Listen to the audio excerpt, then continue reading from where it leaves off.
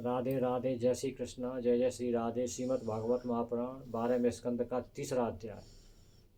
सुखदेव जी महाराज राजा परीक्षित से कह रहे हैं, राजा परीक्षित, पृथ्वी हंसती है, पृथ्वी हंस रही है। क्यों हंस रही है? पृथ्वी कह रही है कि बड़े बड़े राजाओं ने, महाराजाओं ने मुझे जीतने की कोशिश की कि ये द्वीप हमारा है, ये भूभाग हमारा है, और उन्होंने इसी में अपना जीवन निकाल दिया। पृथ्वी मेरी है, पृथ्वी मेरी है, यह मेरा है, यह मेरा है। मर गए, समाप्त हुए, काल ने सबको खा लिया। मैं वहाँ की वहीं रह गई, वो राख के ढेर बन गए।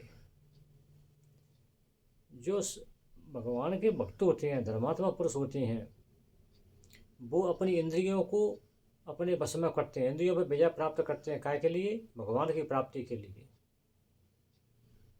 और जो पृथ्वी के लालची राजा हैं, वो भी अपने इंद्रियों पर विजय प्राप्त करते हैं। काय के लिए? अपने दुश्मनों को हराकर और उनके राज्य को छीनने के लिए, उनके अधीन जो भूभाग है उसे छीनने के लिए। इस समय भी हो रहा है, कोई देश किसी पर कब्जा करना चाहता है, किसी पर कब्जा करना चाहता है, यही तो हो रहा है। मतलब नींद पर विजय प्राप्त करिए, खाने पर विजय प्राप्त करिए, दुर्गुणों पर विजय प्राप्त करिए। काय के लिए? हमें इतनी ताकत आ जाए कि हम दूसरे राजा को हरा दें, उसके देश को अपने कब्जे में कर लें। तो भैया, इंद्रियों का दमन करने का, इंद्रियों पर विजय प्राप्त करने का इतना छोटा सा फल क्या कि पृथ्वी की प्राप्ति बस। अरे इंद्रियों पर विजय प्राप्त करने का बहुत बड़ा फल मिलता है, भगवान की प्राप्ति। भगवान की प्राप्ति करो ना, भगवान की प्राप्ति क्यों नहीं करते हो? नींद पर विजय प्राप्त करके रात भर जग के नाम जप करो ना, फिर देखो कितना लाभ मिलता है। लेकिन नहीं, कलयुग में यही होता है।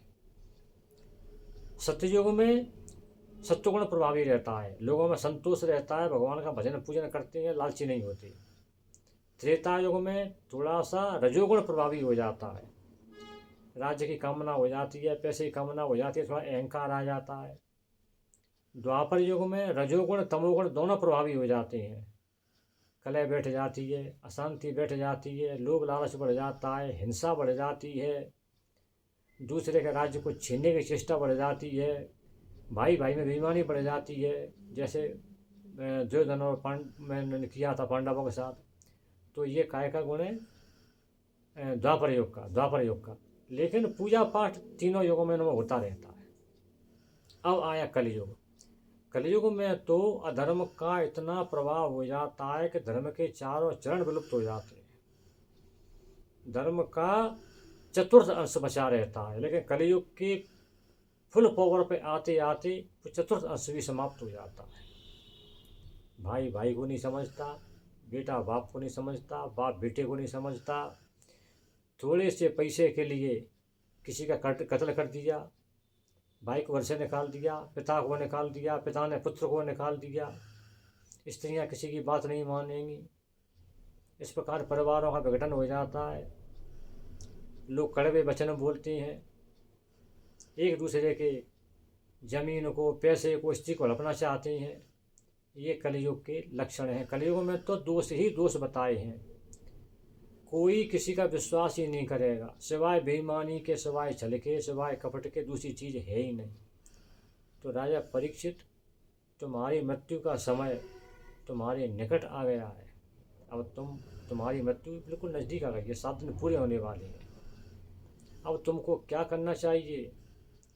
भगवान श्री कृष्ण को अपने हृदय में धारण कर लो, चाहे नाम जप के कर लो, चाहे उनकी लीला का श्रवण करके कर लो, चाहे उनके धाम में जाके कर लो, चाहे उनकी कथाएं सुन के कर लो, चाहे पुराण पढ़ के कर लो, लेकिन भगवान को अपने हृदय में धारण कर लो। वैसे कलयुग में सबसे ज़्यादा प्रभावी नाम संकीर्तन है।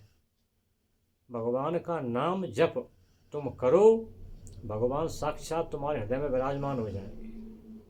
और जब हृदय में भगवान विराजमान हो जाएंगे तो तुम्हारे मन में से, हृदय में से सारे विकार अपने आप निकल जाएंगे। जैसे पूज्य महाराज जी गुरुदेव प्रेमानंद जी कहा करते हैं कि अगर तुम बुरे कर्मों को नहीं छोड़ सकते हो तो राधा नाम जप को मत छोड़िए। अगर मन बुरे कर्मों पर जाता है तो जाने दो, लेकिन तुम राधा राधा नाम भी जपो। तो जैसे जैसे राधा नाम का जप का प्रभाव पड़ेगा, वैसे वैसे बुरे लक्षण, बुरे आचरण तुम्हारे मन में से अपने आप निकलते चले जाएंगे। तुम्हारा मन बिल्कुल साफ हो जाएगा, स्वच्छ हो जाएगा, बिल्कुल निर्मल हो जाएगा। तो राजा परीक्षित, कलयुग का सबसे प्रभावी रामबाण दवाई है नाम जप, नाम संकीर्तन। सीताराम सीताराम, राधे श्याम राधा राधा, कृष्ण कृष्ण ये जपो, एक नाम की किसी की सेवा करो तो तुमको मोक्ष की प्राप्ति हो जाएगी। ये सबसे उत्तम साधन है कलयुग में। इसलिए परीक्षित अपने हृदय को निर्मल कर लो और भगवान का साक्षात्कार कर लो और भगवान को प्राप्त हो जाओ। राधे राधे, जय श्री कृष्णा, जय जय श्री राधे। जय श्री कृष्णा, राधे राधे।